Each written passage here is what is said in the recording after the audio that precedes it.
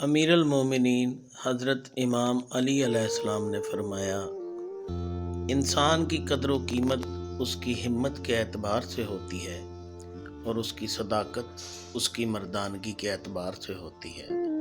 شجاعت کا پیمانہ حمیت و خودداری ہے اور عفت کا پیمانہ غیرت و حیا ہے۔ حکمت نمبر 48۔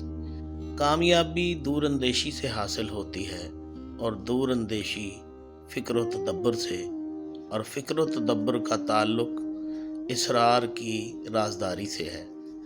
حکمت نمبر 49۔ شریف انسان کے حملے سے بچو جب وہ بھوکا ہو، اور کمینے کے حملے سے بچو جب اس کا پیٹ بھرا ہو۔ حکمت نمبر 50۔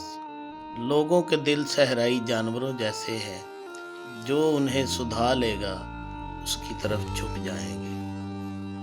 حکمت نمبر 51۔ تمہارا عیب اسی وقت تک چھپا رہے گا جب تک تمہارا مقدر سازگار ہے۔